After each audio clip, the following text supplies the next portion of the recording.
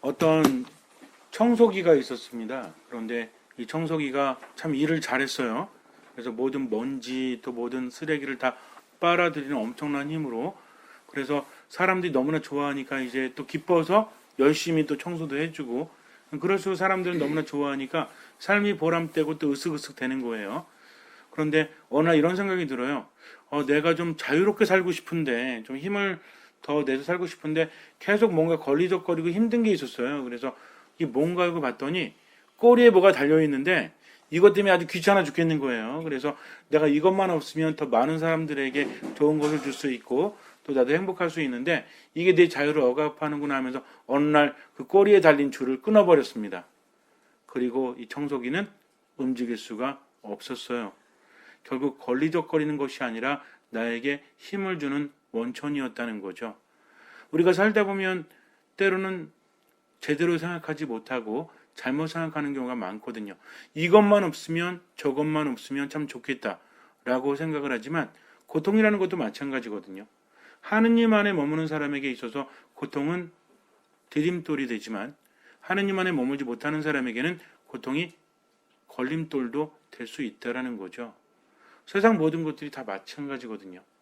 그래서 내가 어떤 마음으로 어떻게 어디를 바라보면서 살아가느냐에 따라서 다르다는 거죠.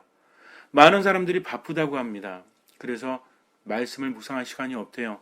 기도할 시간이 없대요. 미사할 시간이 없다고 합니다.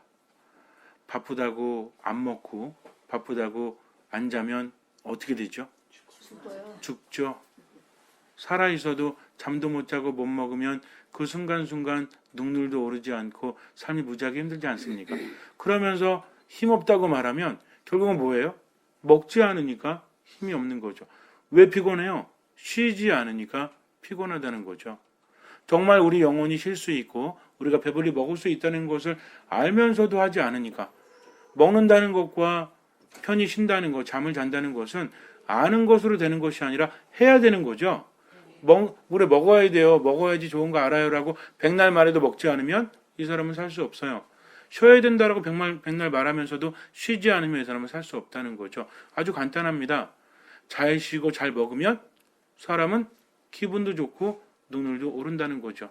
영적으로도 내가 힘든 이유는 잘 먹지 않으니까, 잘 쉬지 않으니까. 우리 언제 잘 먹을 수 있죠? 주님의 성찬예에 참여할 때 영적으로 생명을 얻고 또 주님의 품 안에서 기도하고 말씀 안에서 영혼이 편히 쉴 수 있다는 거죠.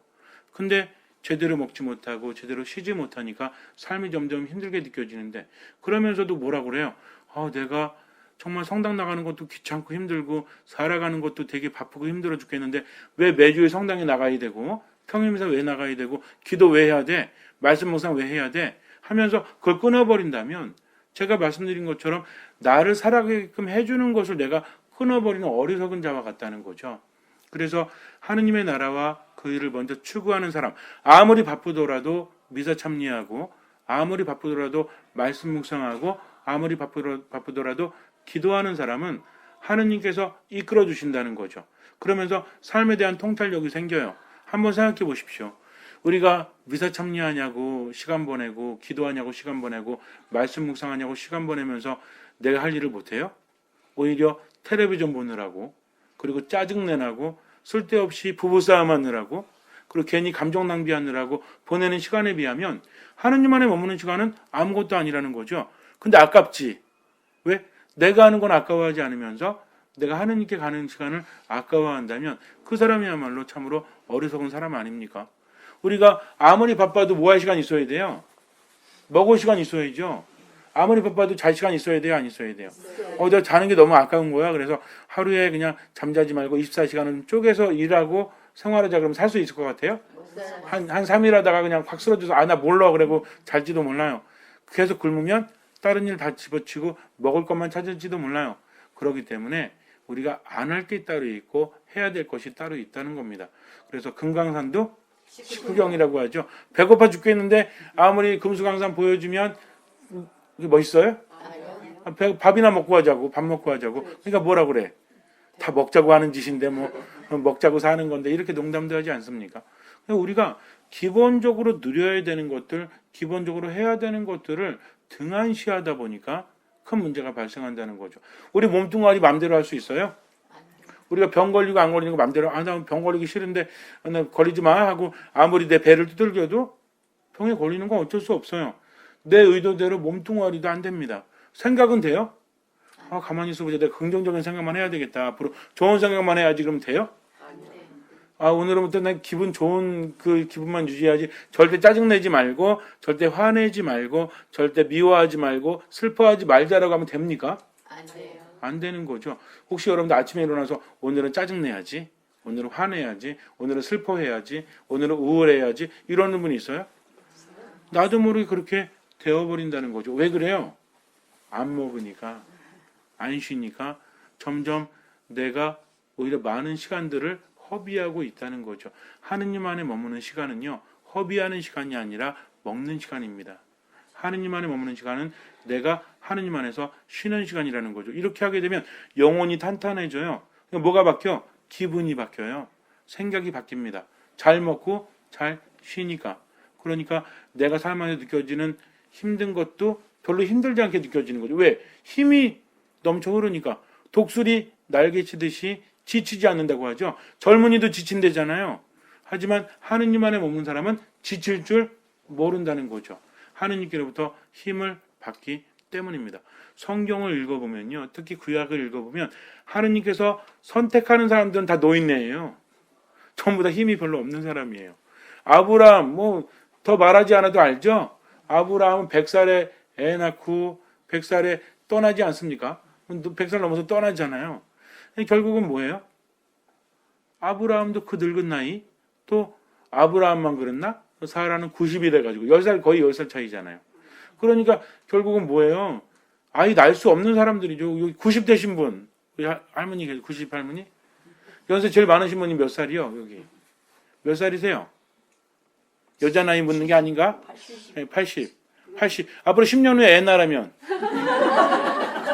말이 안 되는 거잖아요. 그러나 하느님은 말이 안 되는 걸 시키시잖아요. 그거 듣고 사라가 어떻게 해요? 사라가 웃잖아요. 그러니까 천사가 뭐라고? 너 웃었지? 안 웃었? 너 웃었어. 너 웃었잖아. 이게 뭐예요? 이게 이삭이라는 뜻이에요. 그래서 애 이름을 이삭이라고 그러죠. 그가 웃었다는 뜻이거든요. 웃기지 않습니까? 하느님은요 정말 그런 분이에요. 하느님 방식 자체가 그래요. 보잘것없는 사람, 그리고 나이가 많은 사람, 인간적으로 내세울 게 없는 사람. 모세도 어땠어요? 모세도 도망자였죠? 나이 70대 가지고 그때 하느님 만났잖아요. 하느님 뭐라고 그래? 야, 당장 가서 파라오한테 내 얘기 전해. 모세 황당하죠? 나 지금 20대에서 도망왔잖아. 거기서 잡히면 나 죽잖아요. 근데 하느님 가라고 그러는데 뭘 줬어요? 처음에 아무것도 안 줬잖아요. 나중에 지팡이를 주시지 않습니까? 그러니까는 이름이라도 좀 알려주시죠. 누가 보냈는지 제가 이름, 권위 있는 이름 좀 알려주세요. 그랬더니 하느님이 알려준 이름이 뭐예요? 이 야훼잖아요. 야훼. 야훼가 뭐예요? 나는 곧 나다. 나는 스스로 있는 나다. 그러니까 이름이 뭐야? 내가 나야. 이게 이름이에요. 그러니까 그런 거 묻지 말고 가라는 거죠. 내가 가라 하면 가고 오라 하면 오는 거지. 무슨 말이 많아. 내가 만군의 하느님인데 내가 생명을 주는 사람, 내가 생명을 주는 하느님이요. 내가 빛을 만들고 어둠을 만들고 내가 행복과 불행을 주는 하느님인데 나 말고 주님이 없는데 뭐 그런 거 걱정하느냐. 내가 가라 하면 가. 나머지는 내가 알아서 해줄게. 걱정하지 마. 이거라는 거죠. 우리가 세상을 살아가면서 눈앞에 걱정거리가 있거나 눈앞에 근심 덩어리가 있다고 할지라도 하느님께서 나와 함께 하시면 두려울 게 없는 거죠. 근데 언제 두려워요? 우리가 두려워야 될 상황은 뭡니까? 하느님으로부터 멀어지는 거죠. 눈앞에 어려움이 있다고 할지라도 한번 생각해 보세요. 앞에 산이 굉장히 높아. 해발은 별로 중요하지 않지. 밑에서부터 위에까지 올라가는데 어떤 거는 꼭대기까지가 이렇게 한 300m래요. 300m. 그리고 어디는 이제 한 100m래요. 어디가 더 쉬울 것 같아요? 100m. 이제 좀 생각하시는 분은 이제 길이 있는, 둘 다 길이 있어. 근데 300m 올라가는 사람이랑 100m 올라가는 사람은 어떤 사람이 더 빠를까요? 올라가는 건 300m가 빠를 것 같아요. 그죠? 제가 이렇게 질문하니까, 그죠? 분명히 100m 같은데, 그럼 왜 그럴까요? 100m는 걸어 올라갔고, 300m는 케이블카 타고 올라갔어요. 그 다르다는 거죠. 결과를 말하는 것과 다르다는 겁니다. 어떤 분이 그래요. 강원도 가서 삼국대에 올라갔다 왔는데 하나도 안 지쳤어. 왜? 케이블카 타고 갔으니까. 동네 뒷산도요. 혼자 올라가면은 오늘 제가 칠보산 오래간만에 올라갔다 왔는데 땀 흘렸어요. 칠보산이 높은 산은 아니잖아요. 그럼 왜 올립니까? 내가 혼자 올라갔다 내려오니까. 앞에 산이 크다고 할지라도요. 케이블카 타고 가면 금세 가지 않습니까? 어떤 사람은요. 아침 10시에 저기 여기에서 어디라고 할까? 대전까지 갔고요. 어떤 사람은 그 인천에서 중국까지 갔어요. 그럼 어떤 사람이 더 빨리 도착했을까요? 이렇게 말하면 답은 또 중국이겠지. 왜요? 비행기 타고 대전 가는 사람은 걸어갔어요. 그러니까 눈앞에 보이는 거리보다 뭘 타고 가느냐가 중요하지 않습니까? 이건 알면서 삶의 고통이 있다고 할지라도 하느님 함께 하시면 두려울 것이 없는데 왜 걱정합니까? 풍랑이 치고 밤이 됐을 때 제자들이 배를 타고 이렇게 가고 있는데 너무 무섭잖아요. 막 이 풍랑 치니까 언제 뒤집어질지 모르니까 저쪽에서 누가 걸어오세요? 예수님께서 걸어오시잖아요. 유령이다라고 했죠? 두려운데 그렇게 걸어오니까 귀신분이 더 있어? 예수님 뭐라고 하십니까? 나다 안심하여라. 그렇죠. 두려워하지 말라는 거죠. 근데 예수님이 왜 안심하라고 그랬죠? 야, 풍랑 멎을 거니까 걱정하지 마. 그리고 이 뭐 바람 같은 거나 뭐 이렇게 어둠도 밝아지거나 걱정하지 마. 이랬어요? 나다 안심하여라. 그러니까 니들이 지금 있는 상황이 변하지 않는다고 할지라도 내가 있으니까 걱정하지 말라는 거죠. 그래서 예수님께서 배에 오르시니까 풍랑이 멎어버리잖아요. 이게 중요합니다. 신앙인들은요. 어려움을 없애달라고 하는 것이 아니라 어려움 중에도 하느님께서 함께 하시기를 청하는 사람이죠. 주님 함께 하시면 두려울 게 없는 거죠. 죽음의 골짜기를 간다고 할지라도 주님 함께 하시니까 두렵지 않죠. 왜? 그분이 생명의 초장으로 나를 이끌어 주실 것이기 때문입니다. 이게 믿음이라는 거죠. 그러니까 살면서 힘들어도 어때요? 주님, 당신 안에 머물겠습니다. 제가 미사 가서 쓰러져서 죽는 한이 있더라도 미사 안에 머물겠습니다. 이럴 때 힘이 생겨나는 거지. 아, 주님 힘들어가지고 그냥 쉴래요. 영원히 쉴지도 몰라요. 하느님 안에서 머물지 못하면. 그래서 믿음이라는 거는 그냥 편한 대로 가는 게 믿음이 아니라 뭐가 믿음이다? 내 심장을 하느님께 드리는 거다 하면서 살다 보면 하느님의 이끄심이 대단한 것을 깨닫게 되고 내가 세상을 보는 것, 내가 판단하는 것은 아무것도 아니라는 것을 깨닫게 되죠. 그때부터 어떻게 합니까? 모든 걸 내려놓고 기도 안에 머물죠. 말씀 안에 머물죠. 왜? 들어야 되니까. 지금 내가 어떻게 살아가야 되는지 들어야 되니까. 기도 열심히 하는 사람은 어떻게 해? 부부싸움 해야 되는데 이 영감탱이 오늘 죽었어. 이 할망구를 내가 오늘 가만두지 않겠어. 이런 게 아니라 주님, 제가 오늘 부부싸움 해야 되는데 어떻게 해야 되죠? 저에게 지혜를 주십시오. 라고 기도할 줄 아는 사람이 바로 믿음이 있는 거죠. 부부싸움 하지 말라는 게 아니에요. 기도하고 싸우란 얘기죠. 그럼 하느님께로부터 지혜를 얻을 수 있으니까. 여러분 지금 웃죠? 근데 살면서 부부싸움 안 한 사람 어디 있어요? 이왕 할 거 기도하면서 하라니까요. 그럴 때도 하느님 안에 머무는 게 낫지 않습니까? 내 뜻을 꺾을 줄 아는 사람, 이게 중요하다는 겁니다. 세례자 요한이 예수님을 기다리기 위해서 준비하기 위해서 엄청난 준비를 했죠. 정말 나지레인이라고 우리가 불리우는 사람들이 있었죠. 바로 하느님께 바쳐진 사람들. 이 사람들은 삼손도 그 중에 하나잖아요. 그러니까 어떻게 머리 안 깎죠? 술 안 먹죠. 평생 독신으로 살아가죠. 근데 세례자 요한도 하느님께 바쳐진 사람이요. 바로 굉장히 중요한 일, 예수님께서 올 길, 메시아가 오실 길을 준비하고 닦는 사람이었어요. 그러니까 외쳐댔죠. 내가 메시아가 아니에요. 이제 잠시 뒤에 그분이 오시면 세상 심판이 이루어져. 그러면서 그분은 손에 키를 드시고 곡식은 알맹이는 한 곳에 쭉정이는 불에 태워버리듯이 그분이 이제 선한 이들과 악한 이를 갈라놓는 최후의 심판날. 이스라엘 사람들은요. 야훼의 날을 기다렸어요. 야훼의 날이 뭐냐면 이게 주님의 날이에요. 근데 원래 야훼의 날이 뭐냐면요. 세상 종말이에요. 세상 마지막 심판입니다. 이게 올 날만 기다렸다는 거죠. 이 야훼의 날, 주님의 날이 일주일에 한 번 바치는 주일로 그 의미가 바뀌게 되는데 그들에게 있어서 야훼의 날은 메시아가 오는 심판의 날, 주님이 오시는 날 이렇게 여겼다는 거죠. 요한은요. 외쳐댈 때 어떻게 생각했냐면 낙타 털옷을 입고 메뚜기 들꿀을 먹어가면서 마지막 종말론적 예언자로서 이제 마지막 심판이 얼마 남지 않았다라고 외쳤던 사람이에요. 눈에 보이는 게 있겠어요? 어차피 종말이 얼마 안 남았는데 니들이 회개하지 않으면 다 죽어. 그러니까 회개하든 회개하지 않든 알아서 해. 이렇게 굉장히 당당하게 외쳤죠. 그러니까 이제 이야기 듣고 어때요? 막 기적도 일어나고 세례자 요한이 보통 사람이 아닌 것 같으니까 사람들이 와서 세례받는데 그 중에 누구도 있었어? 율법학자들?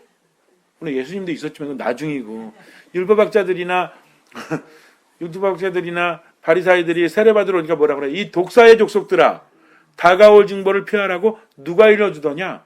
즉 세례자 요한은 뭐가 온다고 그랬어요? 다가올 징벌의 날이라고 합니다. 여러분들이 근데 예수님이라고 대답하시면 세례자 요한이 예수님한테 이건 좀 아니잖아요, 그죠? 나중에 이제 그렇게 되는데 그러니까 이게 무슨 얘기냐면 세례자 요한은요 그렇게 알고 있었다는 겁니다. 그리고 이제 그분이 왔죠. 성령이 알려주셨죠. 그러니까 뭐라 그래요?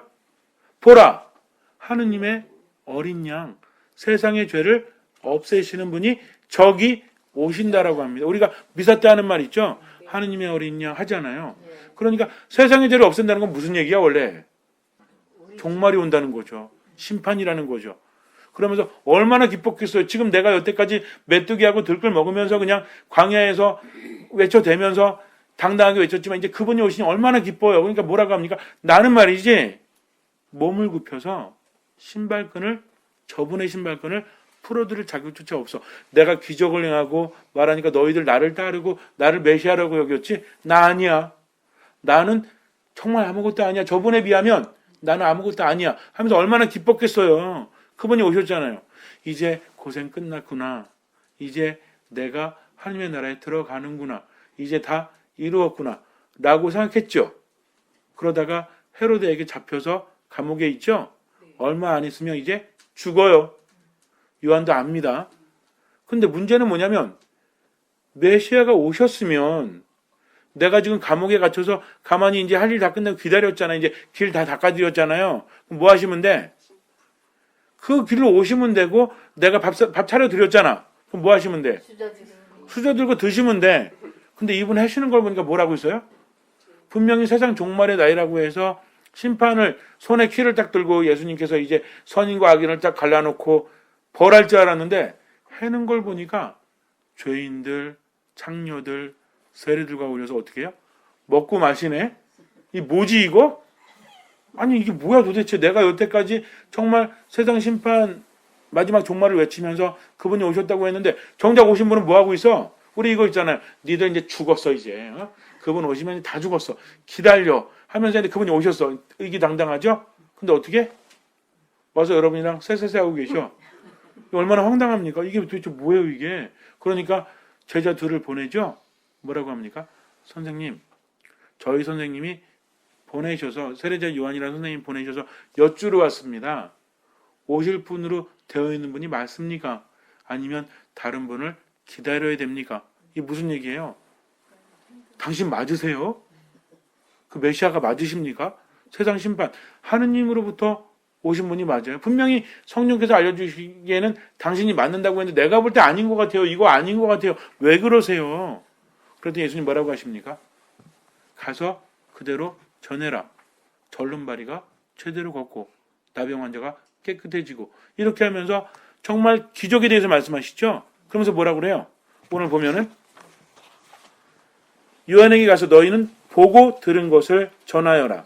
눈먼 이들이 보고 다리 저는 이들이 제대로 걸으며 나병 환자들이 깨끗해지고 기먹은 이들이 들으며 죽은 이들이 되살아나고 가난한 이들이 복음을 듣는다 하면서 의미심장한 말씀을 하십니다.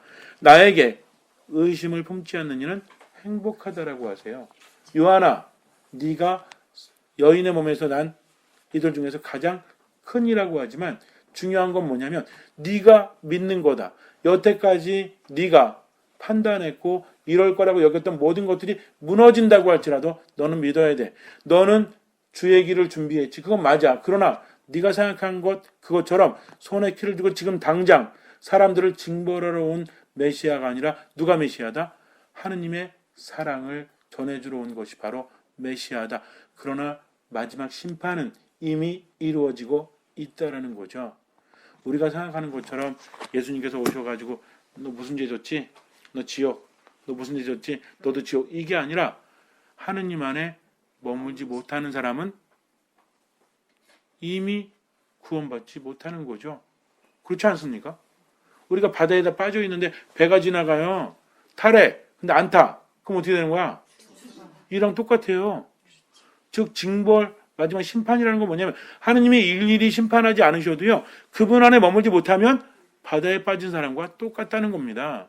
바다에 빠뜨리는 게 아니라 바다에 빠뜨리는 것도 죽지만 배 안 타는 것도 죽는 거잖아요. 그것이 바로 하느님 나라에 들어가느냐 들어가지 못하느냐는 거죠. 즉 요한도 어떻게 해야 됐어요? 아 그렇구나. 내가 여태까지 주님의 길을 닦는다고 했지만 내가 모르는 게 있었구나. 하느님은 저런 분이셨구나 하면서 어떻게 해야 돼요? 그래도 아닌 것 같아요. 이거 아닌 것 같아요. 라고 자유고집 부려야 돼요? 아니죠. 예, 알겠습니다. 하면서 고개를 숙여야 되죠. 나는 더 작아져야 하고 저분은 더 커지셔야 합니다. 신앙이 이거예요. 나는 작아져야 되고요. 저분은 커지셔야 돼요. 원망하는 나는 작아져야 되고요. 불평하는 나도 작아져야 돼요. 그러면서 내 뜻이 아니라고 할지라도 저분의 뜻대로 저분이 커지셔야 합니다. 내 삶 안에서도 마찬가지예요. 사랑해야 되고 겸손해야 되고 순명해야 되고 끊임없이 기도해야 됩니다. 힘들어 죽겠는데 주님 왜 은총 안 주십니까? 왜 건강 안 주십니까? 왜 우리의 수능 떨어뜨리십니까?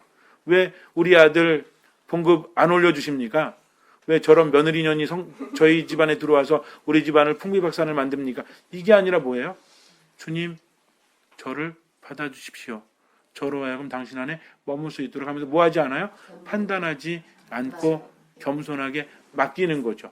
그러니까 평상시에 어떻게 어떤 말씀을 하실지 내 뜻이 아니라 그분의 말씀을 듣고 온전히 맡기고 뭐 하지 않는다?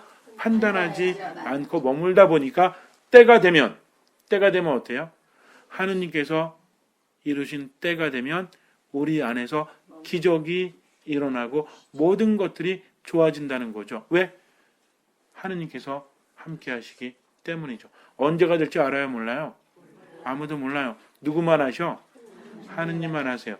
그때가 되면. 그러나 그때는 나에게 좋은 때입니까? 안 좋은 때입니까? 좋은 때가 그때라는 거죠. 그러니까 맡기세요. 그리고 최선을 다해서 하느님 안에 머무시기 바랍니다. 잠시 눈을 감으세요. 세례자 요한이 그랬던 것처럼 우리 또한 우리의 판단조차도 멈춰야 합니다. 하느님께 모든 것을 맡겨야 한다는 거죠.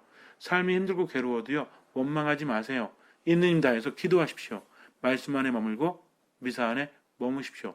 하느님 말씀을 들으려는 마음으로 모든 것을 맡기고 판단하지 말고 지금을 열심히 살아가십시오. 미사와 말씀과 기도 안에서 주님께서는 그 믿음을 보시고 우리 삶에 놀라운 기적을 일으켜 주실 것입니다. 아멘.